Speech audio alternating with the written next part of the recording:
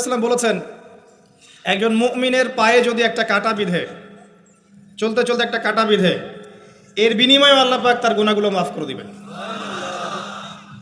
তো যে বিষয়টা বলছিলাম যে আল্লাহ রাব্বুল আলামিন সূরা আরাফের 179 নম্বর আয়াতে বলেছেন যে আমি প্রচুর জিন আর মানুষকে সৃষ্টি করেছি জাহান্নামের জন্য, যার দলিল আমরা একটা হাদিস থেকে দিলাম যে উম্মতে মুহাম্মাদি 73 দলে ভাগ হয়ে যাবে, যার 72টা দলই জাহান্নামে যাচ্ছে, একটা জান্নাতে যাবে, তার মানে সংখ্যা কম হচ্ছে। আরেকটা দলিল দিচ্ছিলাম যে আল্লাহ রাব্বুল আলামিন কুরআনুল কারীমের শব্দের অপচয় করেন না।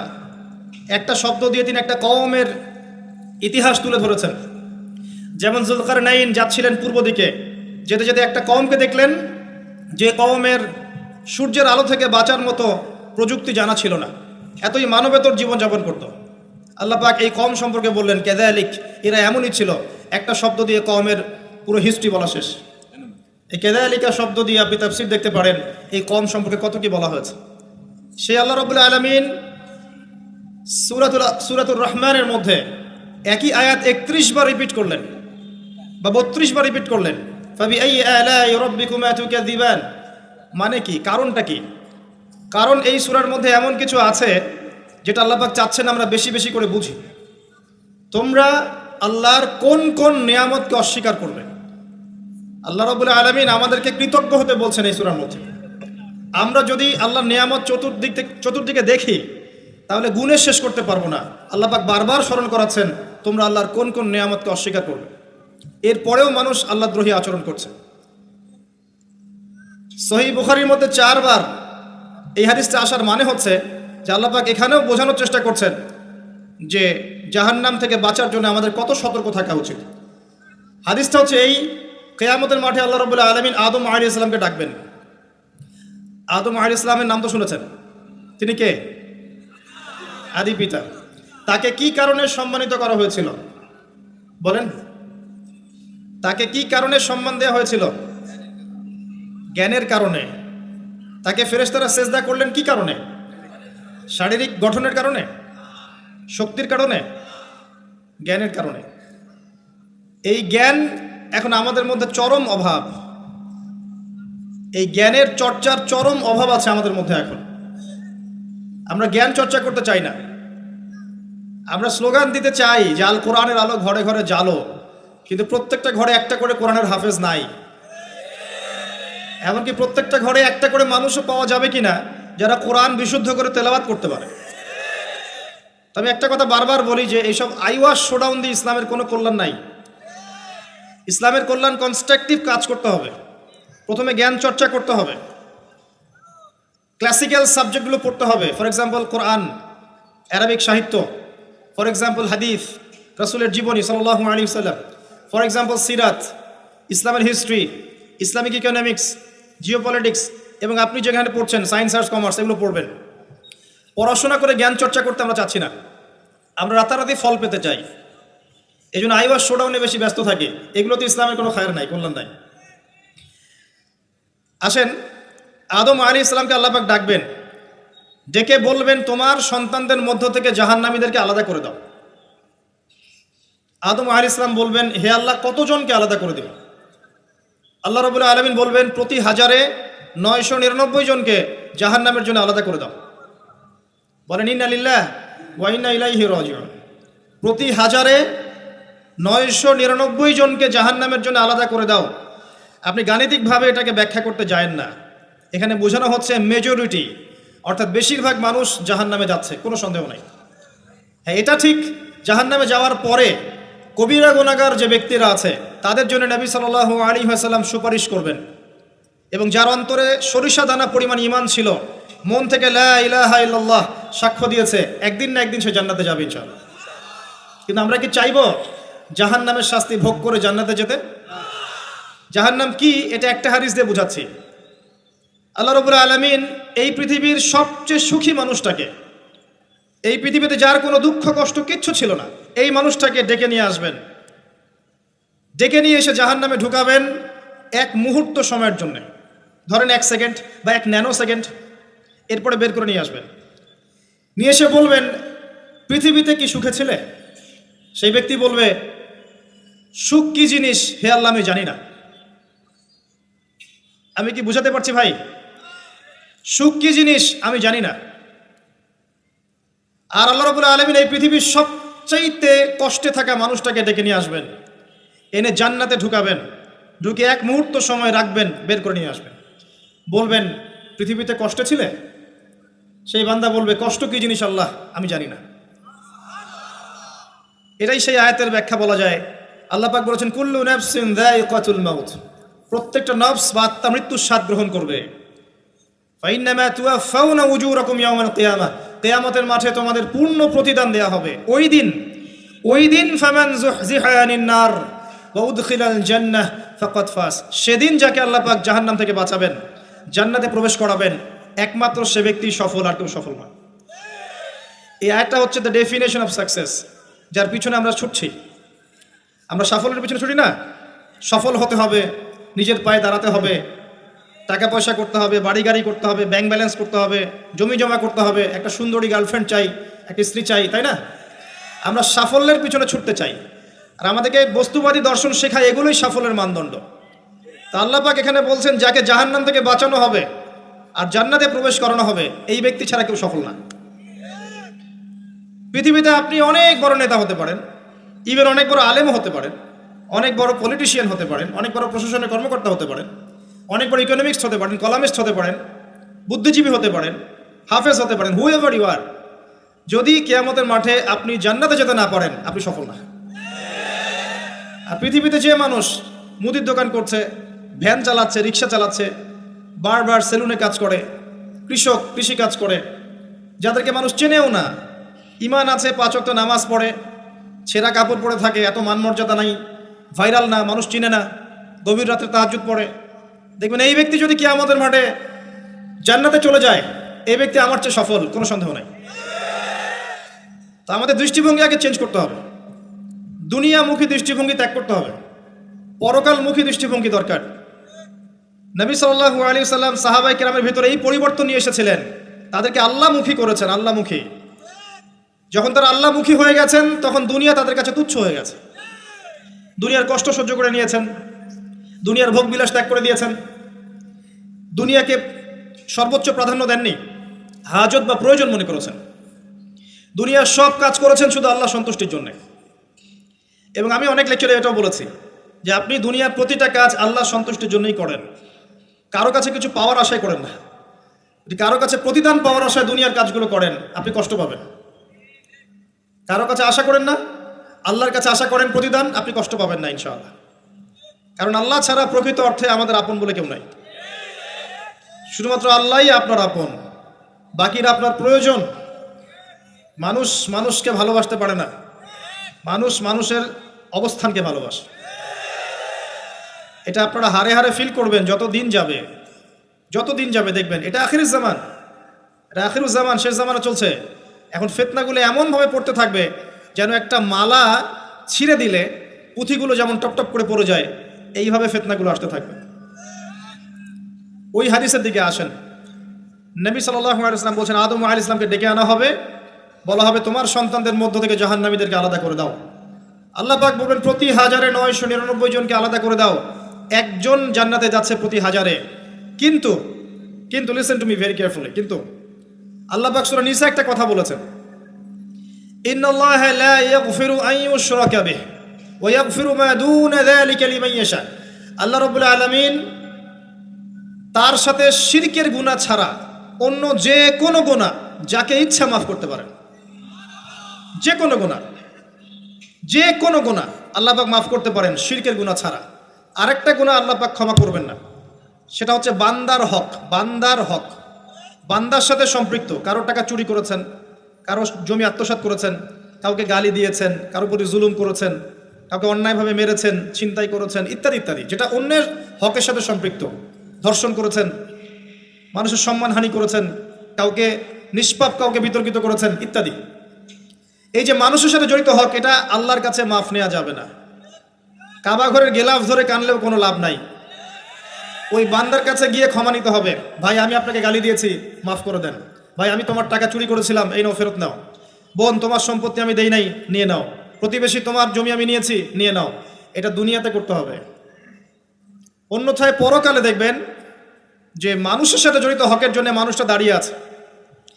একজন ব্যক্তি উঠেছে, নামাজ রোজা হজ জাকাত সব নেকি নিয়ে উঠেছে। ওঠার পরে দেখছে সামনে অনেক মানুষ দাঁড়িয়ে আছে। কি জন্য দাঁড়িয়ে আছে? কারো টাকা নিয়ে শোধ করে নাই, কাউকে গালি দিয়েছে, কারোর প্রতি জুলুম করেছে, কারোর প্রতি অন্যায় করেছে, এরা দাঁড়িয়ে আছে, হক চাচ্ছে। তখন কিভাবে শোধ করবে? আল্লাহ পাক বলবেন তোমার নেকি ওদেরকে দিয়ে দাও। তখন শেয়ার রেটের মাধ্যমে নেকি চলে যাবে। কথা বুঝতে পারছেন? তখন আরো অত্যাধুনিক প্রযুক্তি থাকবে, নেকি কনভার্ট। আর নেকি দিতে দিতে যদি নেকি শেষ হয়ে যায়, তখন ওই ব্যক্তিদের গুনাহ তার আমল নামায় চলে আসবে। তারপর ওই ব্যক্তিরা জান্নাতে যাবে, এই ব্যক্তি জাহান্নামে যাবে।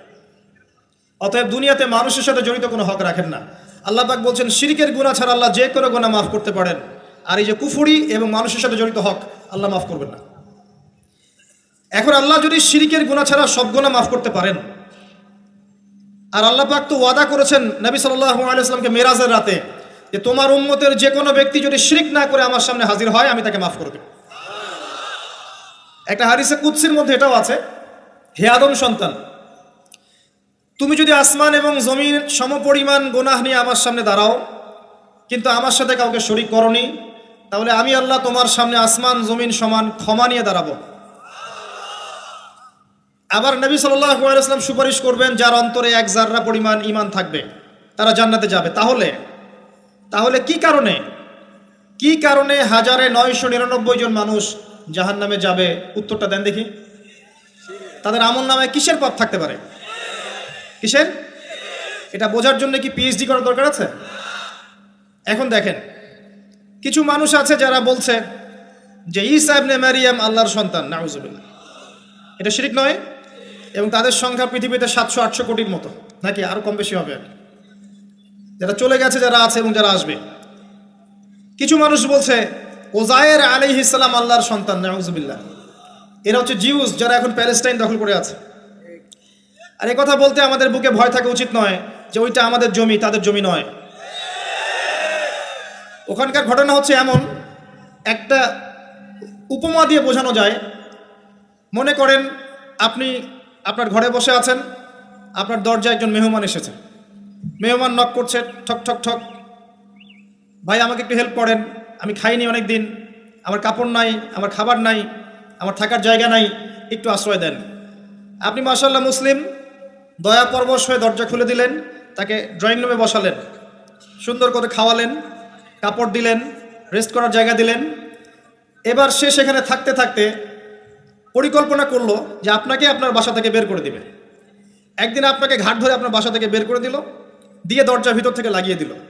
এখন দরজার বাইরে দাঁড়িয়ে আপনি নক করছেন, আমার ঘর আমাকে ফেরত দাও, আমার ঘর আমাকে ফেরত দাও।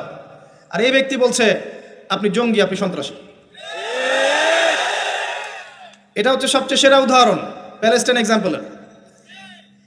তো এরা বলছে ওজায়ের আলাইহিস সালাম আল্লাহর সন্তান। একটা কথা আমি বলি, হতাশ হবেন না। ফেরাউন তার দলবল নিয়ে যখন লোহিত সাগরে ধাওয়া করছিল মুসা আলাইহিস সালামকে, আল্লাহ পাক কি করেছেন? আল্লাহ পাক সব সৈন্যকে আগে লোহিত সাগরে এনেছেন, আনার পরে মুসা আলাইহিস সালামকে পার করে দিয়েছেন। তারা যখন মাঝখানে এসেছে তখন আল্লাহ পাক ডুবিয়ে দিয়েছেন। ঠিক আছে? আল্লাহ পাক ঠিক একই কাজটা করবেন ইনশাআল্লাহ এই জেরুজালেমে ইনশাআল্লাহ তাআলা।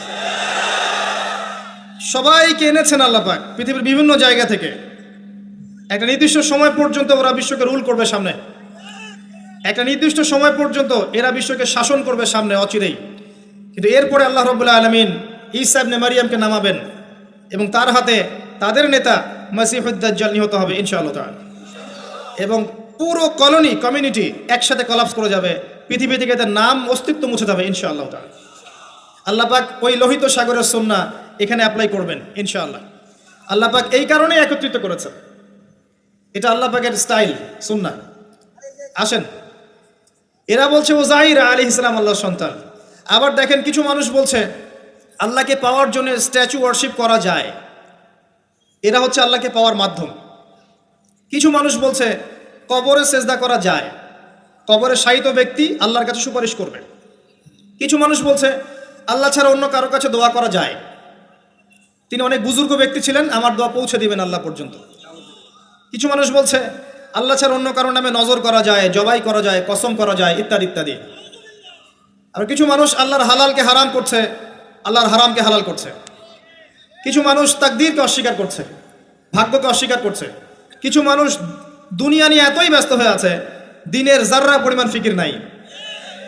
আবার কিছু মানুষ এই উম্মতের মধ্যে দাবি করছে মুহাম্মদ সাল্লাল্লাহু আলাইহি ওয়াসাল্লাম শেষ নবী নন, আরও নবী আসতে পারে, এবং তারা প্রকাশ্যে মাহফিল করারও চেষ্টা করছে এখন বাংলাদেশ।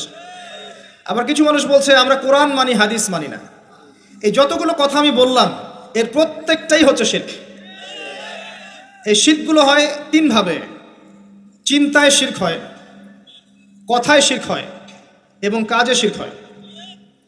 চিন্তা, কাজ এবং কথা, আকীদায় শিরক থাকে, আমলে শিরক থাকে, আবার কথাতেও শিরক থাকে। এই শিরকের পাপের কারণে আল্লাহ রাব্বুল আলামিন বেশিরভাগ মানুষকে জাহান্নামে দিবেন, বলেন নাউযুবিল্লাহ।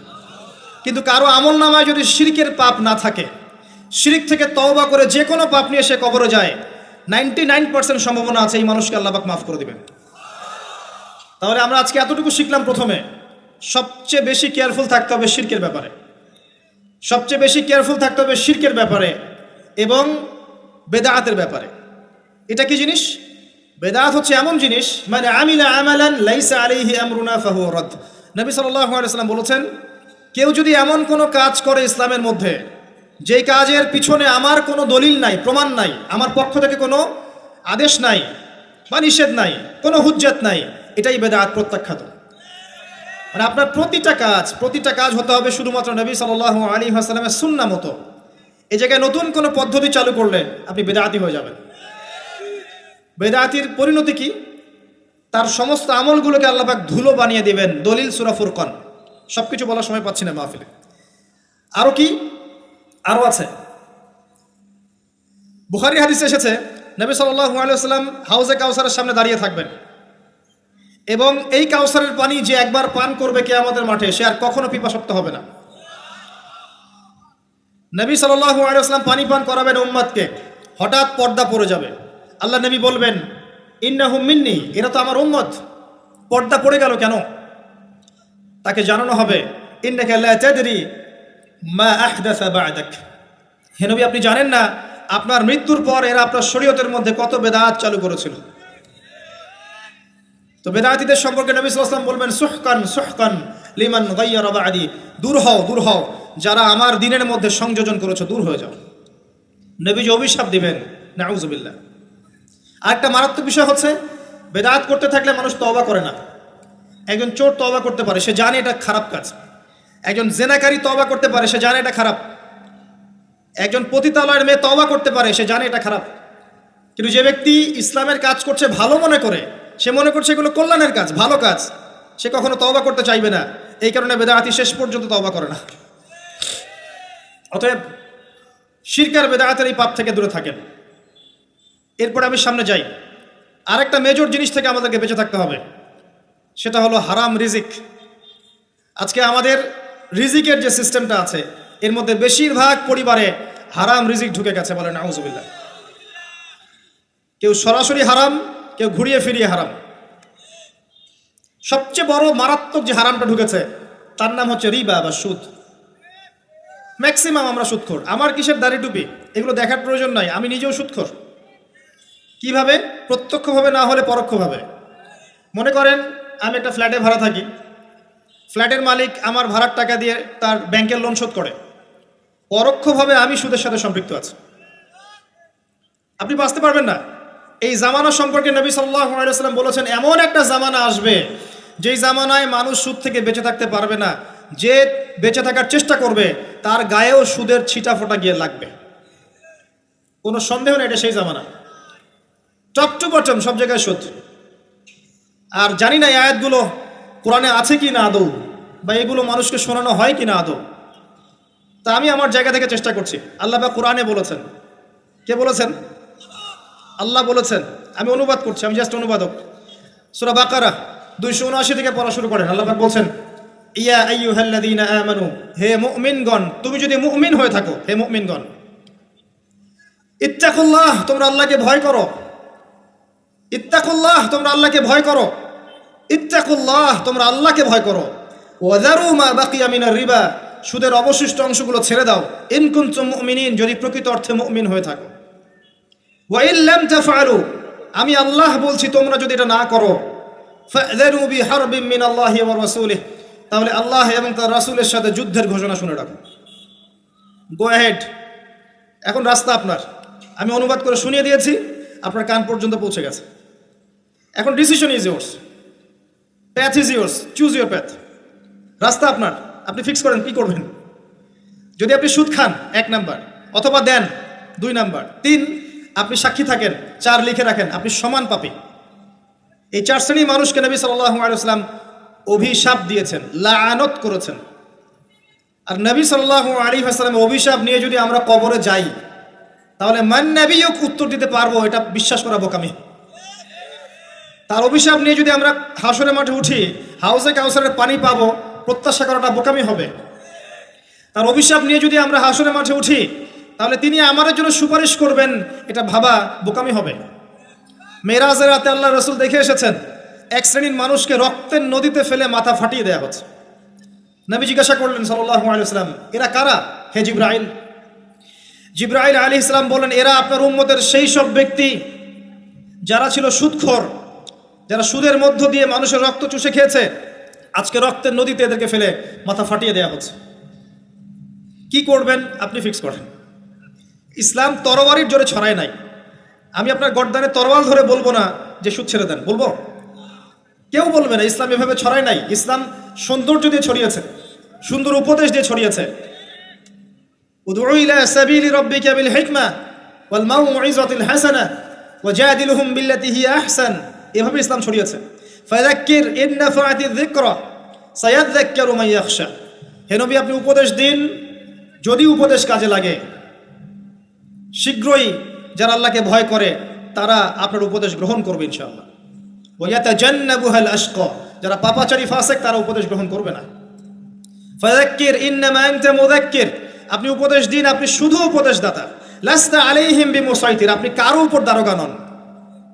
এটা একজন দায়ীর কাজ, একজন আলেমের কাজ, এর বেশি কিছু না। আমাদের ম্যাক্সিমাম রিজিকের মধ্যে সুদ ঢুকে গেছে। হয় আমরা খাচ্ছি, না হলে দিচ্ছি, না হলে সাক্ষী থাকছি, না হলে লিখে রাখছি। আরেকটা কথা বলি, এই হাদিসটাও শুনে রাখেন। নবী করিম সাল্লাল্লাহু আলাইহি ওয়াসাল্লাম কার নবী? আপনার তো, আপনারই তো নবী। তিনি বলেছেন সুদের পাপের 73টা শাখা আছে। কতটা? যার সর্বনিম্ন শাখা হচ্ছে নিজের মায়ের সাথে জেনা করা।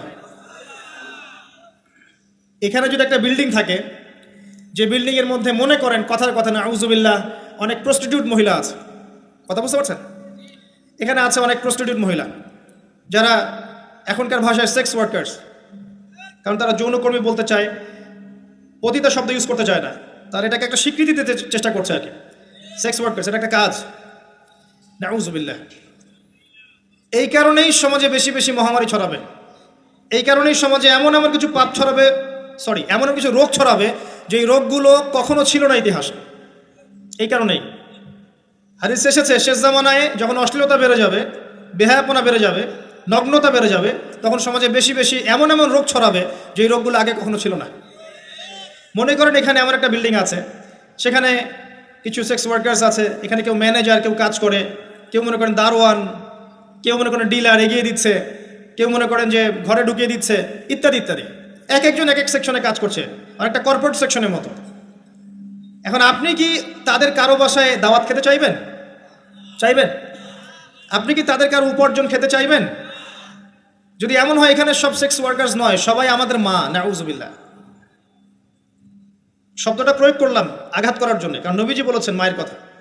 মনে করেন এরা সবাই আমাদের মা, নাউযুবিল্লাহ। এখন কি আপনি এটাকে পছন্দ করবেন?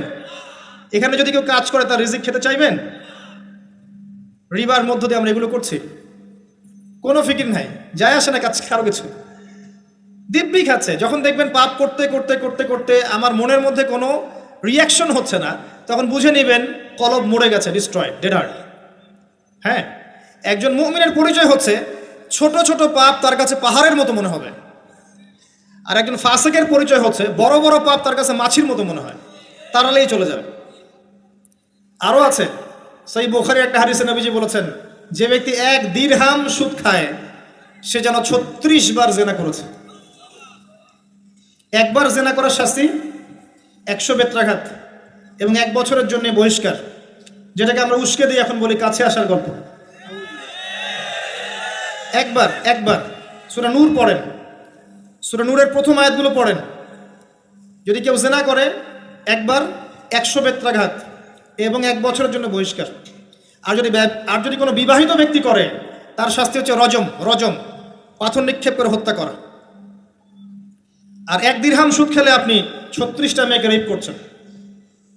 এবার চিন্তা করেন, এই শাস্তিগুলো যদি দুনিয়ায় কার্যকর না হয় এবং দুনিয়াতে যদি আমরা তওবা না করে যেতে পারি, পরকালে কার্যকর হবে কোনো সন্দেহ নাই। দুনিয়াতে শোধ করে যাওয়া ভালো পরকালের চাইতে। অতএব আল্লাহর ওয়াস্তে আমি হাত জোর করে রিকোয়েস্ট করছি, আল্লাহর ওয়াস্তে সুদ ছেড়ে দেন। ভ্যান চালায় খান, সবজি বিক্রি করে খান, একটা ছোট কাপড়ের ব্যবসা করে খান, একটা মাছের আড়ত করে খান, গবাদি পশু প্রতিপালন করে খান, কৃষিকাজ করে খান, আল্লাহর ওয়াস্তে সুদে যায় না। আপনার পুরো দুনিয়া এবং আখিরাত বরবাদ হয়ে যাবে এবং আপনি এর মধ্য দিয়ে আল্লাহর সাথে যুদ্ধ করছেন, নবীর সাথে যুদ্ধ করছেন। এর উপরেও আছে পেপার মানির মধ্যে সুদ। ওই যে বললো 1 দিরহাম, এই দিরহাম আবার কি জিনিস? দিরহাম মানে রৌপ্য মুদ্রা। দিনার এটা কি জিনিস? স্বর্ণ মুদ্রা, ইসলামিক মুদ্রা। সেই যে চলে গেছে ব্রিটিশরা আসার আগে, এখন আর দেখা যায় না। একটা গোল্ড কয়েন যার মূল্যটাকে ইকোনমিক্সের ভাষায় বলে ইন্ট্রিনসিক ভ্যালু। এই ভ্যালুটা এই স্বর্ণ মুদ্রার ভিতরেই থাকে। একটা পেপার মানির ভ্যালু, ইন্ট্রিনসিক ভ্যালু এর ভিতরে থাকে না, এর বাইরে থাকে, যেটাকে আপনি নিয়ন্ত্রণ করতে পারবেন, কমাতে পারবেন, বাড়াতে পারবেন। আর এর সাথে যখন পেট্রোডলার অ্যাড হয়েছে তখন তো মাশাআল্লাহ জুলুম আরও উপরে উঠে গেছে। আর যারা পেট্রোডলার সিস্টেম চালু করেছে, এইসব ভোগবিলাসী আরবদেরকে আমরা বলি এরা হচ্ছে আমিরুল মুমিনিন, নাউজুবিল্লাহ, সুবহানাল্লাহ। কত অন্ধ হলে মানুষ এদেরকে আমিরুল মুমিনিন মনে করতে পারে, যারা মুসলিমদের প্রপার্টি সব আমেরিকার হাতে তুলে দিয়েছে, আর সেই প্রপার্টি দিয়ে এরা বম্বিং করে করে সারা বিশ্বের মধ্যে মুসলিম হত্যা করছে। আল্লাহ পাক সেই যে বলেছেন সূরা মাইদার মধ্যে 51 নম্বর আয়াতে, ইয়া আইয়ুহাল্লাযীনা আমানু, হে মুমিনগণ, লা তাত্তাখিযুল ইয়াহুদা ওয়ান নাসারা আউলিয়া, হে মুমিনগণ তোমরা ইহুদি এবং খ্রিস্টানদেরকে বন্ধুরূপে গ্রহণ করো না। কে বলেছেন? আল্লাহর চেয়ে কি আমি জিওপলিটিক্স ভালো বুঝি? আল্লাহর চেয়ে আমি আমার ভালো মন্দ ভালো বুঝি? কাদেরকে? বা'দুহুম আউলিয়া ও বা'দ, যারা একে অপরের বন্ধু, ওয়া মান ইয়াতাওয়াল্লাহুম মিনকুম ফাইন্নাহু মিনহুম, তোমাদের মধ্যে কেউ যদি ওদের দিকে মুখ ফিরায় সে তাদের অন্তর্ভুক্ত, এই উম্মার কেউ না তারা। সে যেই হোক, বিশ্বের এইসব নামধারী মুসলিম কান্ট্রিদের চাইতে বাংলাদেশের পররাষ্ট্রনীতি অনেক ভালো আছে, 1000 গুণে ভালো আছে।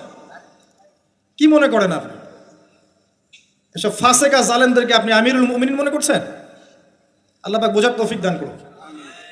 আসেন, রিবার কথা বলতে গিয়ে কথাটা আসছি, ইন্ট্রিনসিক ভ্যালু বলে একটা বিষয় আছে। এত ডিটেলস বিষয় মাহফিলে বলা সম্ভব না। এতটুকু বলবো যে ইনশাআল্লাহ তাআলা আপনি যদি আপনার সম্পদকে সাস্টেইনেবল অ্যাসেটে রূপান্তরিত করেন, আগামী দিনগুলোতে আপনি ইনশাআল্লাহ জিতবেন, আদারওয়াইজ হেরে যাবেন। ফর এক্সাম্পল, আপনি যদি আপনার সম্পদকে জমিতে কনভার্ট করেন, গবাদি পশুর প্রজেক্ট করেন, আপনি যদি মাছের প্রজেক্ট করেন, ব্যবসা ইনভেস্ট করেন, বা কিছু গোল্ড রাখেন, কিছু সিলভার, কিছু আপনার রূপা রাখেন, ইত্যাদি ইত্যাদি, পরবর্তী সময়গুলোতে গিয়ে আপনার সম্পদের মান কমে যাবে না, ইনশাআল্লাহ বাড়বে। আপনি সমস্ত সম্পদ যদি পেপার মানির মধ্যে রেখে দেন, আস্তে আস্তে আপনার সম্পদের মান কমবে। সামনে 10, 15, 20, 30 বছর পর আপনি সম্পদ হারাবেন। এর চেয়ে বেশি কিছু আমি বলতে পারবো না, বাকিটা আপনারা পড়াশোনা করে বুঝে নেবেন। যেটা বলতে চাচ্ছি, ইকোনমিক সেকশনে আমরা সবাই মোটামুটি হারামের সাথে সম্পৃক্ত। এর পাশাপাশি আছে আবার ঘুষ, আছে না? না দিলে চাকরি হয় না, সুবহানাল্লাহ। আবার অনেক আলেম ফতোয়া দিচ্ছে এখন, তুমি যদি যোগ্য হয়ে থাকো কিন্তু তোমাকে জব দিচ্ছে না, তাহলে তোমার জন্য ঘুষ দেওয়া জায়েজ। সুবহানাল্লাহ, কত ঘুরিয়ে ফিরিয়ে জায়েজ করছি আমরা, আল্লাহ ভালো জানেন। যে নিবে আর যে দিবে সমান অপরাধী দুজন। একজন ব্যক্তি মাদক দ্রব্য সেবন করে, আরেকজন ব্যক্তি মাদক উৎপাদন করে, কেউ সেল করে, কেউ ডিস্ট্রিবিউট করে, সবাই অপরাধী না? এরপরে আবার আছে দেখবেন অন্যের সম্পদ আত্মসাৎ করা। দুর্নীতি করছি, অন্যের সম্পদ আত্মসাৎ করছি। অনেক সময় দিনের লেবাজেই, ধার্মিকতার লেবাজেই মানুষের সম্পদ লুটে পুটে খাচ্ছে। কত মজার আছে যায় দেখেন, মানুষের সম্পদ কিভাবে লুটে খাচ্ছে আল্লাহ ভালো জানে।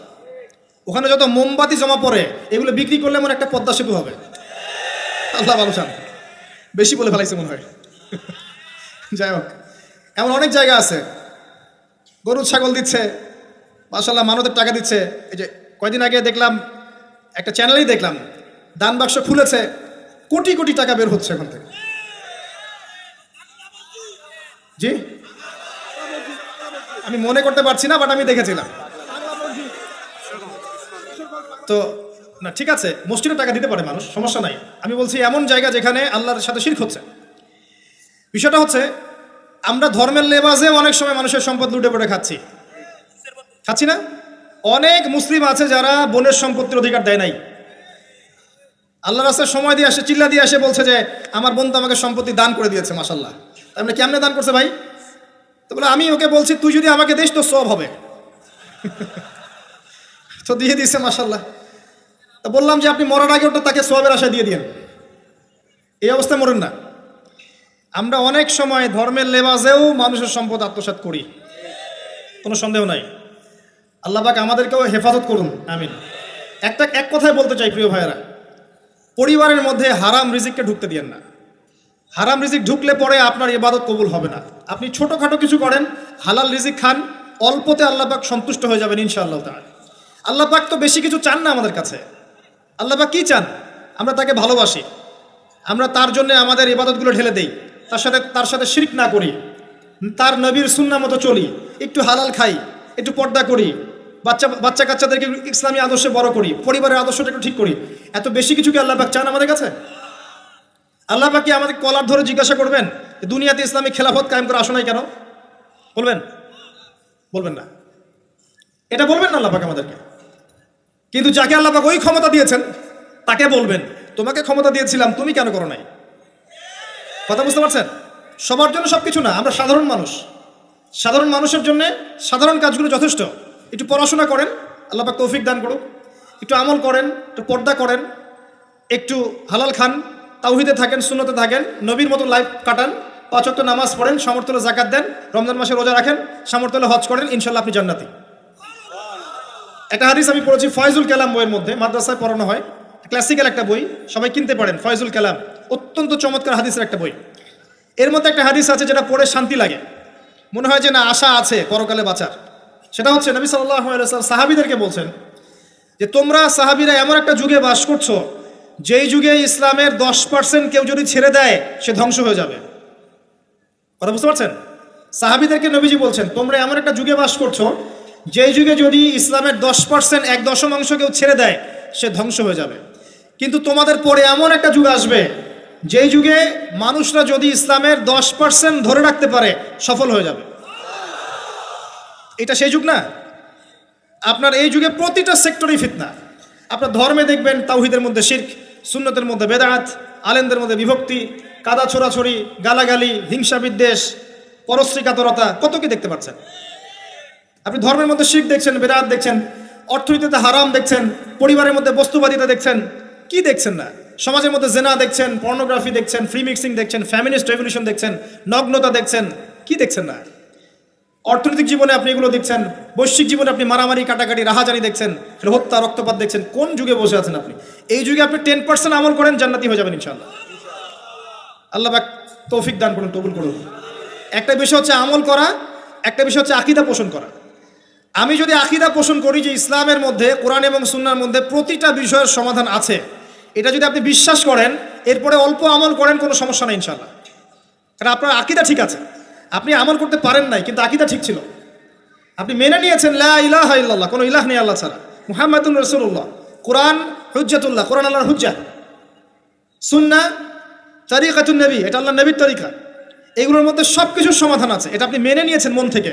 এবার আমল করতে গিয়ে আপনি পারছেন না, নামাজ পড়ছেন 5 ওয়াক্ত, হয়তো পরিবারটা ঠিক মতো করতে পারছেন না, চেষ্টা করছেন, হালালে থাকার চেষ্টা করছেন, কখন কখন হারাম ঢুকে যাচ্ছে, আপনি চেষ্টা চালিয়ে যাচ্ছেন ক্রমবর্ধমানভাবে, কিন্তু আপনি আকীদা রাখেন এটাই চূড়ান্ত, এটাই সঠিক, ইনশাআল্লাহ আল্লাহ পাক আপনার সব গুনাহ মাফ করে দিবেন। আরেকজন ব্যক্তি আকীদাই রাখে না, সে মনে করে ইসলাম ওই যুগে চলতে, ওই যুগে চলে না।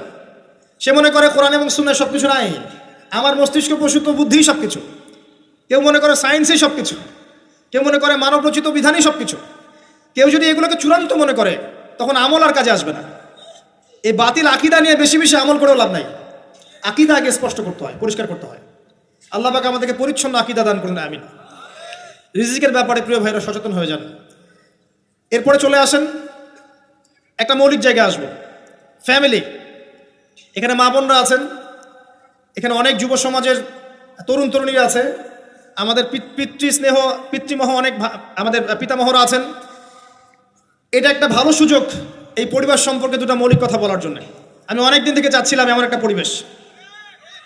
লিসেন ভাই, আল্লাহ পাক একটা আয়াতে বলেছেন, সূরা তাহরিম আয়াত নাম্বার 6, ইয়া আইয়ুহাল্লাযীনা আমানু, হে মুমিনগণ, কু আনফুসাকুম, নিজে জাহান্নামের আগুন থেকে বাঁচো, ওয়া আহলিকুম নারা, তোমার পরিবার বর্গকে বাঁচাও, আলাইহা মালাইকাতুন গিলাজুন শিদাদ, যেই জাহান্নামে কঠোর মনের ফেরেশতা আছেন, লা ইয়াসুনাল্লাহা মা আমারহুম ওয়া ইয়াফআলুনা মা ইউমারুন, আল্লাহ পাক তাদেরকে যে আদেশ করেন সে আদেশ পালনে তারা বিন্দুমাত্র ভূক্ষেপ করে না, মানে বিন্দুমাত্র গাফেলতি করে না। আল্লাহ পাক ভয় দেখাচ্ছেন জাহান্নামে এমন ফেরেশতা আছেন, আল্লাহ যা আদেশ করবেন তাই করবে। এই জাহান্নাম থেকে নিজে বাঁচো, পরিবার বর্গকে বাঁচাও। নিজে বাঁচবো কিভাবে আমি বলে দিয়েছি কিভাবে। আপনি জ্ঞান অর্জন করবেন, আমল করবেন, হালাল খাবেন, তাওহীদে থাকবেন, সুন্নতে থাকবেন, ইনশাল্লাহ বেঁচে যাবেন। পরিবার বর্গকে বাঁচাবেন কিভাবে? আসেন শুরু করি, শুরু থেকে। শুরুটা হবে আপনার বিয়ে দিয়ে। এত এক্সাইটেড হওয়ার কিছু নাই, কারণ এটা এমন একটা বিষয় যেটা করেন নাই বলে এক্সাইটমেন্ট বাড়ছে, করার পরে পস্তাতেও পারেন। এটা এমনই দিল্লি কা লাড্ডু, যে খাবে সেও পস্তাবে, যে খাবে না সে বেচারাও পস্তাবে। তবে আপনারা খেয়ে পস্তান, আলহামদুলিল্লাহ।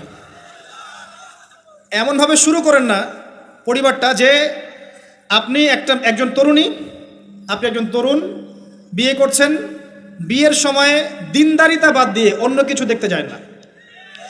যদিও বা অর্থ সম্পদ, বংশমর্যাদা, সৌন্দর্যের কথা হাদিসে এসেছে, হাদিসটা এমন নয় যে তোমরা 4টা গুণ দেখেই বিয়ে করো, এমন নয়। হাদিসটা এমন নয়, অনুবাদটা অনেকেই ভুল করে, অনেকেই ভুল করে। হাদিসে বলা হয়নি কখনো 4টা গুণ দেখেই বিয়ে করো, এটা নয়। বরং বলা হয়েছে 4টা গুণ দেখে বিয়ে করা হয়। কথা কি বুঝতে পারছেন? কেউ এটা দেখে, কেউ এটা দেখে। তোমরা দিনদারিতা দেখো, না হলে তোমাদের হাত ধুলোয় ধূসরিত হবে। হাদিসটা এমন। এক্ষেত্রে কি আমরা বলবো, প্রথমত বিয়েটাকে সহজ করে দেন। বিয়েটাকে সহজ না করলে সমাজে জেনা বাড়তে থাকবে, এবং জেনা বাড়ার কারণ আছে। যখন পর্নোগ্রাফিটাতে ফ্রি অ্যাক্সেস দেওয়া হয়েছে, মানুষ রাতের বেলা পর্ন দেখতে পারে, কেউ বাধা দেওয়ার নাই। উপরের সেকশন থেকে কিন্তু এটাকে বন্ধ করে দেওয়া যেত। পৃথিবীর অনেক কান্ট্রি আছে যেখানে অনেক কিছু চলে না। চাইনিজরা ফেসবুক ইউজ করে না, করে? ওরা কি উন্নত জাতি না?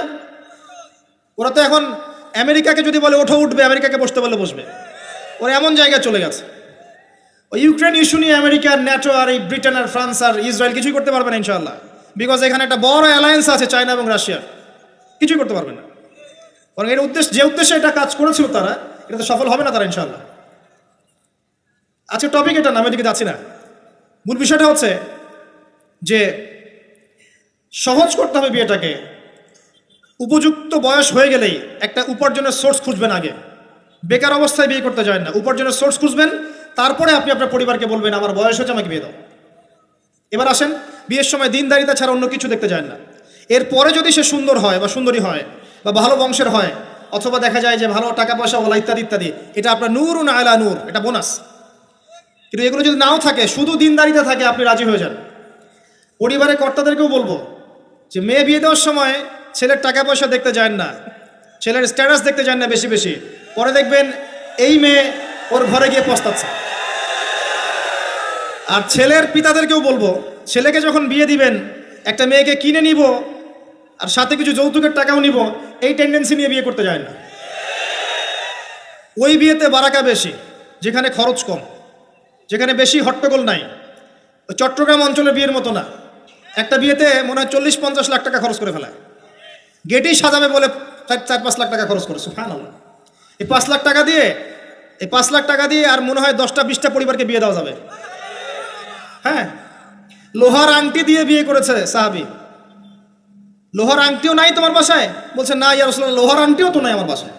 তাহলে কি করবা? কোরআনের কয়টা সূরা জানো? এই সূরাগুলো জানি, এগুলো শিখিয়ে দিও, যাও, মোহর হয়ে গেছে। কত সহজ বিয়ে, কত সহজ। আর এখন যেটা হয়, মেয়ে খুঁজবে দিনদার বিল গেটস, আর ছেলে খুঁজবে দিনদার ক্যাটরিনা। কথা বুঝতে পারছেন? প্রিয় ভাইয়েরা, দিনদারি থেকে প্রাধান্য দেন, আর কিচ্ছু না। আপনি সফল হবেন ইনশাআল্লাহ, শান্তি পাবেন। এবং বিয়ের পরে আল্লাহর পক্ষ থেকে একটা ভালোবাসা আসবে। যদি আপনি দেখেন যে আপনার স্ত্রী খাদিজা রাদিয়াল্লাহু আনহার মতো, আয়েশা রাদিয়াল্লাহু আনহার মতো, হাজরা আলাইহিস সালামের মতো সবর করেনেওয়ালা, যে আপনাকে দিনের পথে এগোতে সাহায্য করে, তাহলে আর অন্যদিকে চোখ দেওয়ার দরকার নাই, রাজি হয়ে যান। এরপর আপনার পরিবার শুরু। এখানে উভয়ের মাঝে হৃদ্যতা, ভালোবাসা থাকতে হবে। তবে আরেকটা কথা বলে রাখি, সবাই মনোযোগ দিয়ে কথাটা শোনেন। একটা পরিবারের ভিত্তি শুধু ভালোবাসা দিয়ে টিকে থাকে না। একটা পরিবারের ভিত্তি টিকে থাকে আপোষের বিশ্বাসের উপরে। একে অপরকে বিশ্বাস করতে শিখতে হবে, একে অপরকে শ্রদ্ধা করতে হবে, একে অপরের সম্মান দিতে জানতে হবে। আপনাকে আপনার স্ত্রীকে আপন মনে করতে হবে, আপনাকে আপনার স্বামীকে আপন মনে করতে হবে। বাইরের মানুষ আপন নয়, এরা আপন আপনার। একজন একজন লেবাস, পোশাক। এরপরে আপনি মোহর শোধ করেন, আপনি সন্তান সন্ততি নেন, সন্তান সন্ততিদেরকে আল্লাহর এবং তার রাসূলের আদর্শে বড় করে তোলেন। পরিবারের মধ্যে তালিম চালু করেন, তালিম। পরিবারের মধ্যে তাওহীদ রাখেন, সুন্নত রাখেন, একসাথে খেতে বসেন। স্ত্রীকে হাদিয়া দেন, স্ত্রীকে গিফট দেন, তাকে মাঝে মাঝে ঘুরতে নিয়ে যান, তাকে নিয়ে রিফ্রেশমেন্টে যান, তাকে সময় দেন, তাকে টাইম দেন, তাকে সময় দেন। নবী সাল্লাল্লাহু আলাইহি ওয়াসাল্লাম আয়েশা রাদিয়াল্লাহু আনহার কোলে মাথা রেখে কোরআন তেলাওয়াত করতেন। তার সাথে চাঁদনি রাতে দৌড়েছেন এবং চাঁদ দেখেছেন, সফর করেছেন, রাতের বেলা হেঁটেছেন, সময় দিয়েছেন, খালি পায়ে হেঁটেছেন। সময় দেন। এখন এমন একটা অবস্থা যে পুরুষদেরকে মনে করা হয় যে তারা হচ্ছে মানি মেকিং মেশিন, তারা খালি টাকা পয়সা মেক করবে, আর স্ত্রীরা হচ্ছে ওই চুলা ঠেলবে সারাদিন। আমরা এমন মনে করে নিই আর কি। আবার এই যে ফ্যামিনিস্ট রেভলিউশন যখন থেকে আসছে, ফ্যামিনিস্ট রেভলিউশন কি জিনিস? দাজ্জালের ফলোয়ার্স আর কি, যে মেয়েদেরকে আপনি ঘরে রাখতে পারবেন না। তো তারা যখন থেকে এসেছে, ইমার্জ করেছে, তখন থেকে তার একটা কনসেপ্ট দিয়েছে যে পুরুষ আর নারী একে অপরের প্রতিদ্বন্দ্বী। দেখবেন প্রতিদ্বন্দ্বিতামূলক কথাবার্তা বলে। স্বামীর মুখের উপর তর্ক করতে যাবেন না। স্বামীকে বাইরের অনেকগুলো বিষয় ফেস করতে হয়। এখন স্বামী মনে করেন প্রশাসনে চাকরি করে, তাকে তার ডিউটি ফেস করতে হয়, তার বসকে মেনটেন করতে হয়, তার এগুলো সামলাতে হয়, তাকে বাজারঘাট করতে হয়, সারাদিন পরিশ্রম করে সে বাসায় ঢোকার পরে আপনি মুখটা গোমরা করে বসে থাকেন। স্বামী আহলান সাহলান করেন না, তাকে একটু আদর করেন না, মহব্বত করেন না, তো অটোমেটিকলি তো আপনার দিক থেকে তার মনটা চলে যাবে অন্যদিকে, স্বাভাবিক। আপনি আপনার স্বামীর জন্য সাজেন না, বাইরের মানুষের জন্য সেজে বুঝে আপনি মার্কেটে যান। প্রবলেম সেগুলো। এরা মনে করে স্বামী স্ত্রী একে অপরের প্রতিদ্বন্দ্বী, অথচ এরা একে অপরের পরিপূরক, একে অপরের পরিপূরক। উভয় হৃদ্যতা ভালোবাসায় পরিবার গড়ে ওঠে। যে পরিবারের মধ্যে হৃদ্যতা ভালোবাসা আছে, ওই পরিবারের বাচ্চা কাচ্চারা দেখবেন বড় আলেম হবে, বড় নেতা হবে, বড় কিছু হবে ইনশাআল্লাহ। যেখানে এগুলো নাই, ওই সন্তানরা বড় হয় হতাশার মধ্যে, কাজের বুয়ার কাছে, ডে কেয়ার সেন্টারে। এরা তো বড় হয়ে জঙ্গি হবে, সন্ত্রাসী হবে, স্বাভাবিক। ভালো প্যারেন্টিং দিতে পারে নাই। এরকম না বিষয়টা। সময় দিতে হবে, একে অপরের দায়িত্ব বুঝতে হবে, আপোষের মধ্যে বিশ্বাস থাকতে হবে, ভালোবাসা থাকতে হবে এবং সবরের মানসিকতা থাকতে হবে। মেয়েদের ব্যাপারে বলাই হয়েছে তারা বাঁকাহার, অতএব চাপ দিতে যায় না, ভেঙে যাবে। চাপ দিতে যায় না, ভেঙে যাবে। ওই অবস্থায় ছেড়ে দিলে ওই অবস্থায় থেকে যাবে। একটা কথা আমি বলি, আমি শিখেছি আমার লাইফ থেকে, আল্লাহ পাকের প্রতিটা সৃষ্টি এক একটা রূপক মেসেজ দিচ্ছে। জানেন, রাবার গাছ দেখেছেন? রাবার গাছ, যে গাছ থেকে রাবার হয়, গাছটাকে দেখবেন পরিচ্ছন্ন, গাছটা পরিষ্কার। যে নিজে পরিষ্কার করে সে নিজেও পরিচ্ছন্ন। জমিনের মধ্যে দেখবেন মৃত জমিন, বৃষ্টি পড়লো, সজীব হয়ে উঠলো, সবুজ ধান ক্ষেত। এই সবুজ ধান ক্ষেতটা আপনার যৌবন, আস্তে আস্তে ফসল হবে। এই ফসল হওয়ার টাইমটা হচ্ছে আপনার পৌরত্ব। এরপরে ফসলটা কেটে ফেলা হবে।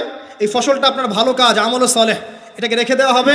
বাকিটাকে হলুদ বর্ণের যে খড়কুটা, এটাকে জ্বালিয়ে দেওয়া হবে।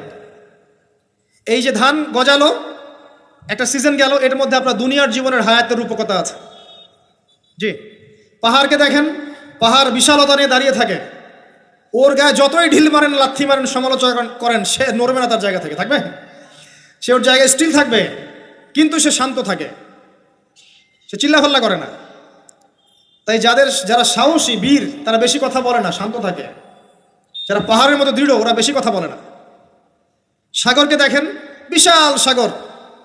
কক্সবাজারে যান, সাগরকে বিশাল সাগর, গর্জন করছে, ভিতরে অনেক সম্পদ, অনেক মাখলুক আছে। আপনি সামনে গিয়ে দাঁড়ান, বিনয়ের সাথে আপনার পা ধুয়ে দিবে, কোনো অহংকার করবে না। প্রতিটা সৃষ্টি আল্লাহ পাকের এক একটা মেসেজ দেয়, ঠিক মেয়ে মানুষও একটা মেসেজ দেয়। কি মেসেজ? আল্লাহ পাক মানুষকে সবচেয়ে সুন্দর করে সৃষ্টি করেছেন, আর মানুষের মধ্যে মেয়েদেরকে সবচেয়ে বেশি সুন্দর করে সৃষ্টি করেছেন। আল্লাহ পাকের সবচেয়ে সুন্দর সৃষ্টি হচ্ছে মেয়েরা, এবং তারা খুব নরম হয়, নরম, প্রজাপতি ধরার মতো। প্রজাপতিকে ধাপ করে ধরতে পারবেন না আপনি, শক্ত করে ধরতে গেলে প্রজাপতি নষ্ট হয়ে যাবে, মরে যাবে। প্রজাপতিকে কোমলভাবে ধরতে হবে, ঠিক মেয়েদের সামনেও আপনার কোমল থাকতে হবে। বেশি হার্ড হতে যাবেন, শেষ। আমি আপনার গার্লফ্রেন্ডের সামনে কোমল হতে বলি নাই, আপনার ওয়াইফের সামনে হতে বলেছি। কোমল থাকলে আপনি জিতে যাবেন। দেখবেন দুনিয়ার চিল্লা ফাল্লা করছে আপনার বাসায়, আপনি চুপচাপ আছেন পাহাড়ের মতো, কোমল আছেন। 5 মিনিট পর দেখবেন নিজেই ঠান্ডা হয়ে এসে বলছে আচ্ছা সরি, ভুল হয়ে গেছে। আর যদি আপনি চিল্লা ফাল্লার কাউন্টার দিতে যান, তাহলে দেখবেন সুটকেস গোছানো শেষ, বাবার বাড়ি চলে গেছে। ডিল করা খুব ডিফিকাল্ট। এখানে আপনাকে খুবই সবরের পরিচয় দিতে হবে। আল্লাহ পাক বোঝার তৌফিক দান করুন। আর আমরা মা বোনদেরকে রিকোয়েস্ট করব, 4টা মূলনীতি মেনে কাপড় চোপড় পরবেন। আপনার কাপড়টা এমন হবে না যেই কাপড়টা পরলেও অঙ্গ প্রত্যঙ্গ দেখা যায়, বোঝা যায়, এমন হবে না। কাপড়টা এমন হবে না এত টাইট ফিটিং যে আপনার অঙ্গের উঁচু নিচু অবয়ব বোঝা যায়, এমন হবে না।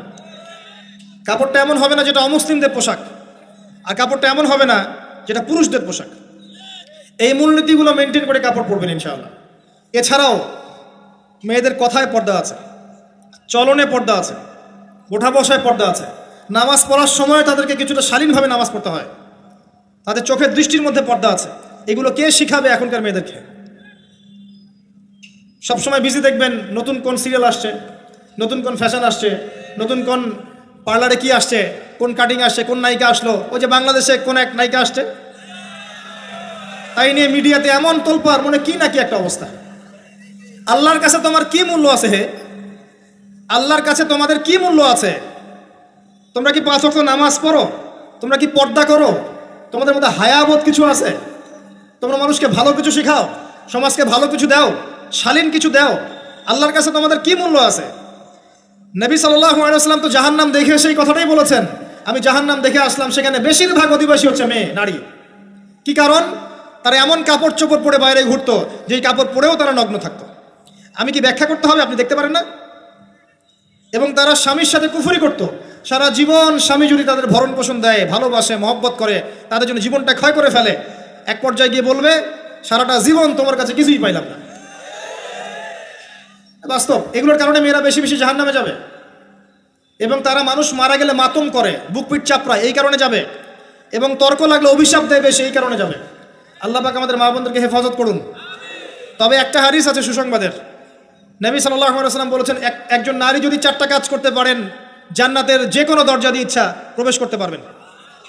1 নাম্বার 5 ওয়াক্ত নামাজ, 2 নাম্বার রমজান মাসে সওম, 3 নাম্বার আপনার লজ্জাস্থানের হেফাজত অর্থাৎ খাস পর্দা, এবং 4 নাম্বার আপনার স্বামীর আনুগত্য। ফ্যামিনিস্ট আকিদার মেয়ে হলে আনুগত্যকে দাসত্ব মনে করে, স্বামীর আনুগত্যকে তারা দাসত্ব মনে করে। স্বামী কে? স্বামীর সম্মান বোঝেন আপনি? স্বামী কে? যার ব্যাপারে নবী সাল্লাল্লাহু আলাইহি ওয়াসাল্লাম বলেছেন, আমি যদি আল্লাহ ছাড়া অন্য কাউকে সেজদা করতে বলতাম, তাহলে মেয়েদেরকে বলতাম তারা যেন স্বামীদেরকে সেজদা করে। আপনাকে আমি কিভাবে বুঝাবো স্বামী কে, স্বামীর মর্যাদা কোথায়? এগুলো কি ইসলাম মেয়েদেরকে ডমিনেট করছে এগুলো দিয়ে? কেন? এই স্বামী আপনার জন্য সারাটা জীবন ক্ষয় করে ফেলে। একটা চোর পর্যন্ত, একটা চোর, একটা করাপ্টেড মানুষ, দুর্নীতিগ্রস্ত মানুষ, সে চুরি করে, দুর্নীতি করে এনে বাচ্চাকে খাওয়ায়। একটা ধর্ষক পর্যন্ত ওর মেয়েকে আদর করে। পুরুষ মানুষ কি জিনিস কেমন করে বুঝবেন? সারাটা জীবন ক্ষয় করে ফেলায়। যদি আপনি তার আনুগত্য করেন, তার সামনে সুন্দর মতো থাকেন, তার কথার সাথে তর্ক না করেন, ভালোবাসা দিয়ে থাকেন, আপনার জন্য সে জীবন দিতে প্রস্তুত থাকবে। এরকম পুরুষ মানুষ। আপনাদেরকে কেউ চোখ তুলে তাকালে চোখ তুলে ফেলাবে, এরকম পুরুষ মানুষ। আর এখন তো পরিস্থিতি ডিফারেন্ট। বাসায় পুরুষ বাইরের ছেলের সাথে ফোনে প্রেম হয়ে গেছে, পালায় চলে গেছে, বিয়ে করে ফেলছে। দেখবেন বাসায় স্ত্রী আছে, বাইরের মেয়ের সাথে প্রেম করে বিয়ে করা শেষ। বিয়ে করলে সমস্যা নাই, ব্যভিচার করে ফেলছে। বিয়ে সে করতেই পারে, সে যদি সমতা রক্ষা করতে পারে, সেটা তার ডিফারেন্ট ইস্যু, এটা অন্য ইস্যু। তো স্বামীর আনুগত্য আপনাকে কিভাবে বুঝাবো? এটা দাসত্ব নয়। নবী সাল্লাল্লাহু আলাইহি ওয়াসাল্লাম বলেছেন, কোনো স্বামী যদি কোনো স্ত্রীকে চায়, তার প্রয়োজনের জন্য চায়, মহব্বতের জন্য। স্ত্রী যদি চুলায় রান্না করতে থাকে, ওই রান্না ফেলে দিয়ে তাকে আসতে হবে। হাদিস।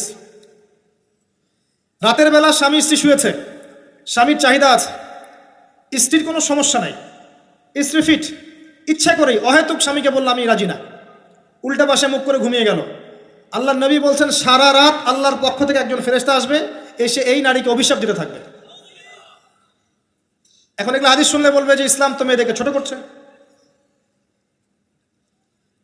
একজন মেয়ে তার একজন স্বামীর কথা বলছে, স্বামী, তার মেয়ে, তার স্ত্রী, তার মা, তার বোন, সবাইকে তার মিরাসের হক দিতে হয়। একজন মেয়ে তার বাবার সম্পত্তি পায়, কোনো কোনো ক্ষেত্রে তার ভাইয়ের সম্পত্তি পায়, তার স্বামীটা তো পাই, তার ছেলেরটাও পায়, নানি হলেও সম্পত্তির হক আছে। একটা মেয়েকে চতুর্দিক থেকে সিকিউর করা হয়েছে ইসলামে। তারপরেও কিছু ফ্যামিনিস্টের কারণে এরা বলবে যে মেয়েদেরকে ইসলাম ছোট করছে। হ্যাঁ, মেয়েদেরকে ইসলাম কেন ছোট করছে? কারণ পর্দা করে যে বাইরে বেরোতে বলেছে, ঢ্যাং ঢ্যাং করে নগ্ন হয়ে বেরোতে নিষেধ করেছে, এই কারণে। যদি বলে যে হ্যাঁ ইসলাম আপনাদেরকে ফ্রি মিক্সিংয়ের স্বাধীনতা দিচ্ছে, আপনারা সবাই ফ্রি মিক্সিং করেন, গেঞ্জি পরেন, টি শার্ট পরেন, স্যান্ডো গেঞ্জি পরে বাইরে ঘুরে বেড়ান, টাইট ফিটিং প্যান্ট পরে বাইরে ঘুরে বেড়ান, সব জায়গায় আপনারা ফ্রি মিক্সিং করেন, পর্ন দেখেন, জেনা করেন, মদ খান, ইসলাম খুব ভালো। তখন তোমাদের জন্য তো ইসলাম নয়, তোমরা জাহান্নামে যাও, আল্লাহর কি আসে যায়? ইসলাম তোমাদের জন্য নয়, তোমরা জাহান্নামে গিয়ে মরো, ইসলামের কিচ্ছু যায় আসে না। আল্লাহর ওয়াস্তে পারিবারিক আদর্শের দিকে ফোকাস করেন প্রিয় ভাই। নিজে জাহান্নামের আগুন থেকে বাঁচান, পরিবারবর্গকে বাঁচান, পরিবারবর্গকে বাঁচান। পরিবার আরেকটা পার্ট হচ্ছে আপনার পিতামাতা। পিতামাতার সাথে খারাপ আচরণ করতে যায় না আল্লাহর ওয়াস্তে। সেই ব্যক্তির জন্য ধ্বংস যার পিতামাতা বেঁচে আছে, তাদের হক আদায় করে সে জান্নাতে যেতে পারলো না, তার জন্য ধ্বংস। আরেকটা অংশ আছে আপনার সন্তান সন্ততি। বাচ্চা কাচ্চার প্যারেন্টিংটা খুব সুন্দর করে করেন। যখন আপনি স্ত্রীর সাথে মিলন করতে গিয়েছেন তখন দোয়া পড়েন, আল্লাহুম্মা বিসমিল্লাহি আল্লাহুম্মা জান্নিবনা শাইতান ওয়া জান্নিবিশ শাইতান মা রাযাকতানা। আমার মনে হয় এখনকার জেনারেশন যেগুলো আছে ফাসেক, মাদক সেবন করে, পর্নোগ্রাফিতে আসক্ত, ইয়াবাখোর, স্মাগলিং করছে, চুরি করছে, হাবিজাবি, ধর্ষণ করছে, আমার মনে হয় না তাদের পিতামাতা তাদেরকে জন্ম দেওয়ার সময় এই দোয়াগুলো পড়েছিল। কারণ পিতামাতাকে দোয়া পড়লে ওই সন্তানকে শয়তান স্পর্শ করতে পারে না। সন্তান হবে, সন্তান ছেলে হোক মেয়ে হোক, আপনার এটা নিয়ে মন খারাপ করার কিছু নাই। একজন কন্যা সন্তানকে লালন পালন করে সৎপাত্রে পাত্রস্থ করলে এই মেয়ে পরকালে আপনার জন্য জাহান্নামের আগুন থেকে ঢাল হয়ে যাবে। যার কাছে দুইজন মেয়ে আছে, দুইটা মেয়েকে সে ভালো করে মানুষ করেছে, নবী সাল্লাল্লাহু আলাইহি ওয়াসাল্লাম বলছেন সে জান্নাতে আমার সাথে এমন করে থাকবে, এইভাবে। কেউ যদি বিধবার দায়িত্ব নেয়, সেও নবী সাল্লাল্লাহু আলাইহি ওয়াসাল্লামের সাথে এইভাবে থাকবে। এতিমের দায়িত্ব নেয়, এইভাবে থাকবে। ফ্যান্টাসিতে ভুগছেন, একটা এতিম মেয়েকে বিয়ে করেন, একটা অসহায় তালাকপ্রাপ্ত মেয়েকে বিয়ে করেন, একটা বিধবা মেয়ে যার স্বামী মারা গেছে, কেউ নাই দেখার, তাকে বিয়ে করেন, তারপরে বোঝা যাবে আপনার মধ্যে কতটুকু দিন আছে। আর বর্তমান সভ্যতা আমাদের কি সমাধান দিবে? সবাই যদি দিনদের একটা করে ক্যাটরিনা খোঁজে, এই এতিম, এই বিধবা, এই যাদের দেখার কেউ নাই, এই মেয়েগুলা কি রাষ্ট্রের সম্পত্তিও থাকবে? এদের দায়িত্ব কে নিবে? পুরুষরা যদি দায়িত্ব না নেয়, কে দায়িত্ব নিবে? এখন কেউ যদি ওদের দায়িত্ব নিতে যায়, তখন তাকে আবার খারাপভাবে উপস্থাপন করা হয়, এই ব্যক্তির মনে হয় চরিত্র খারাপ। কিন্তু এদিকে বাইরে 10টা জেনা করে বেড়াচ্ছে, কোনো সমস্যা নাই, এগুলোকে উস্কায়। এইসব জাহেলদের জন্য ইসলাম নয়। ইসলামের প্রতিটা বেসিক ফান্ডামেন্টাল মানবতার কল্যাণের জন্যই। এগুলোকে ফরজ করা হয়নি, আপনি নফল, আপনার সামর্থ্য থাকলে আপনি করতে পারেন, না করলে কোনো সমস্যা নাই।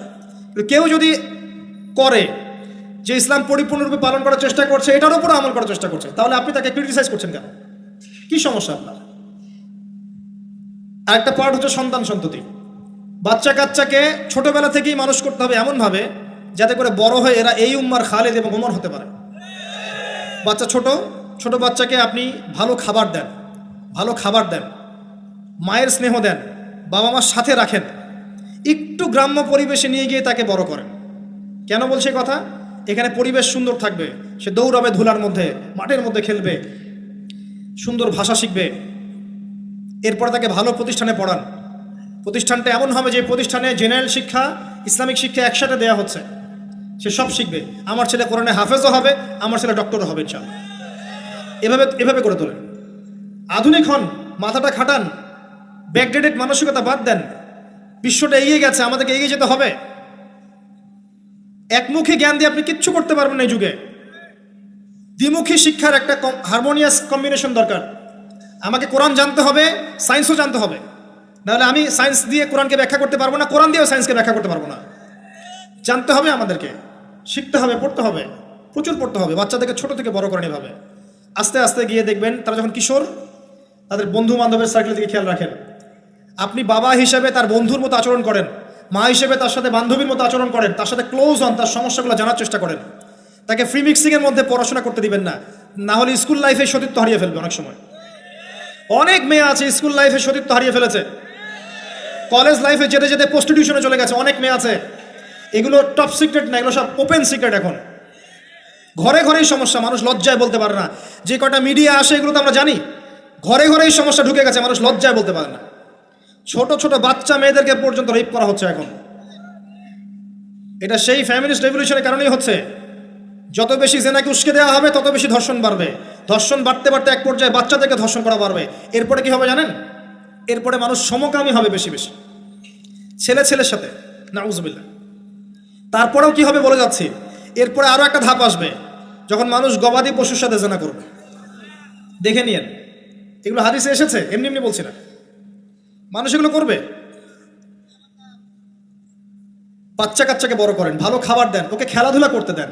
ও যত বেশি খেলাধুলা করবে ওর শরীরটা ক্লান্ত হবে, তখন খাবে ভালো, বেশি খাবে, ব্রেন শার্প হবে, ওকে ওর নেতৃত্ব দেওয়ার যোগ্যতা অর্জন হবে। ওকে খেলাধুলা করতে দেন, ওকে ব্যায়াম করতে বলেন, ওকে সাঁতার শেখান, ওকে তাইকুন্ডু শেখান, ওকে ফিজিক্যাল এক্সারসাইজ শেখান।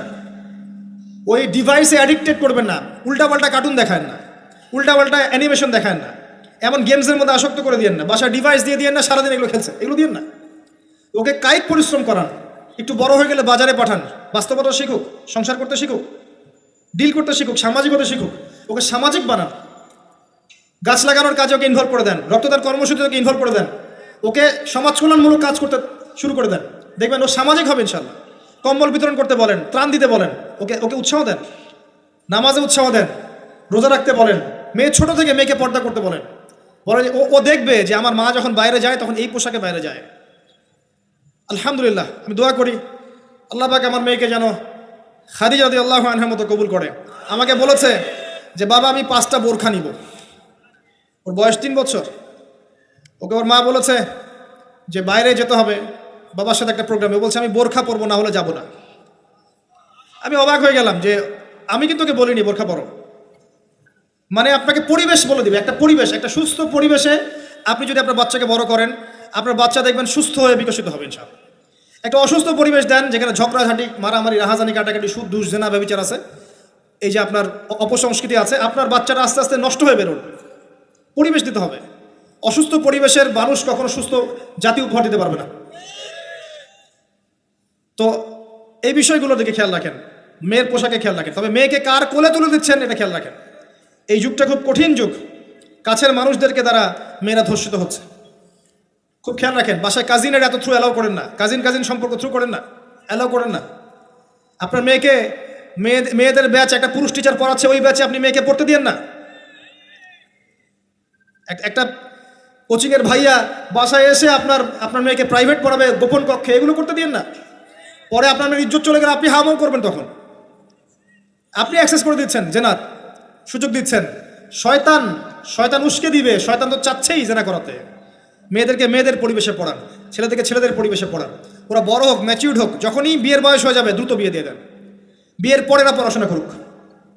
বিয়ের পর পড়াশোনা করে অনেকে বড় আলেম হয়েছে, অনেকে বড় জাতির নেতাও হয়েছে।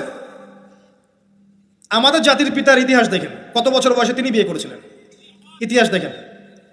একজন প্রেমময়ী নারী যদি পাশে থাকে, একজন ব্যক্তি বিশ্ব জয় করতে পারে। এই যে প্রমাণ দেখিয়ে দিয়েছে, করেন নাই? এরকম আগেকার মানুষদেরকে দেখবেন, ম্যাচিউরড হয়ে গিয়েছেন, বিয়ে করেছেন, এরপরে স্ত্রী পাশে ছিল, বিশ্বকে ডিল করেছে, নেতৃত্ব দিয়েছে। এই বিষয়গুলোতে খেয়াল রাখেন। পরিবারে হারাম ঢুকতে দিয়েন না, পরিবারটাকে ইসলামিক মূল্যবোধে গড়ে তোলেন। কু আনফুসাকুম ওয়া আহলিকুম নারা, এই হাদিসের উপর আমল করেন। আল্লাহ পাক তৌফিক দান করুন, আমিন। এরপরে বড় বিষয়গুলোতে যাবেন আপনি ইসলামের খেদমত, ইসলামের প্রচার, ইসলামের প্রসার, Islamic association, Islamic NGO, Islamic হাবিজাবি, এগুলোর দিকে আপনি পরে যাবেন। আগে বেসিকগুলো ঠিক করবেন। এই কাজগুলো যদি আমরা করতে না পারি, তাহলে আল্লাহ পাক ওই যে বলেছে সূরা আরাফ 179 প্রথমে বলেছে ওর অন্তর্ভুক্ত হয়ে যাব। তাদের পাপ কি ছিল?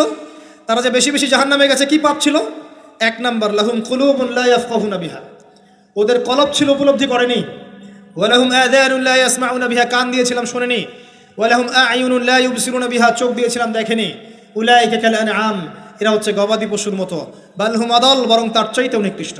ওয়া উলাইকা হুমুল গাফিলুন, এরা হচ্ছে গাফিল সম্প্রদায়।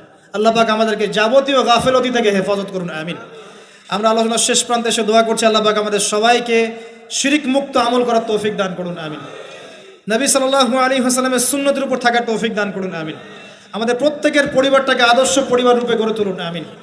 আল্লাহ পাক আমাদের প্রত্যেক মা বোনকে পর্দা করার তৌফিক দান করুন, আমাদেরকে ইসলামিক শিক্ষায় শিক্ষিত হওয়ার তৌফিক দান করুন, আমাদেরকে এই জাগতিক শিক্ষাকে ইসলামের কল্যাণে কাজে লাগানোর তৌফিক দান করুন।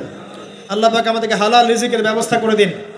আল্লাহ পাক আমাদের মধ্যে যারা অসুস্থ সবাইকে শেফায়ে কামেলা দান করুন। আমাদের মধ্যে যারা মারা গেছে আল্লাহ পাক সবাইকে মাফ করে দিন। আমাদের প্রশাসনের ভাইদেরকে আল্লাহ পাক হেফাজত করুন, হেদায়েত দান করুন, যাবতীয় অন্যায় থেকে হেফাজত করুন, ন্যায় নিষ্ঠার সাথে দায়িত্ব পালন করার তৌফিক দান করুন। আমাদের ঊর্ধ্বতন কর্তৃপক্ষ যারা আছে, গভর্নমেন্টে যারা আছে, সবাইকে আল্লাহ পাক হেদায়েত দান করুন। আল্লাহ পাক তাদের দ্বারা দ্বীন ইসলামের খেদমত কবুল করুন। আমরা মাহফিল কমিটির পক্ষ থেকে আপনাদের শুকরিয়া আদায় করছি।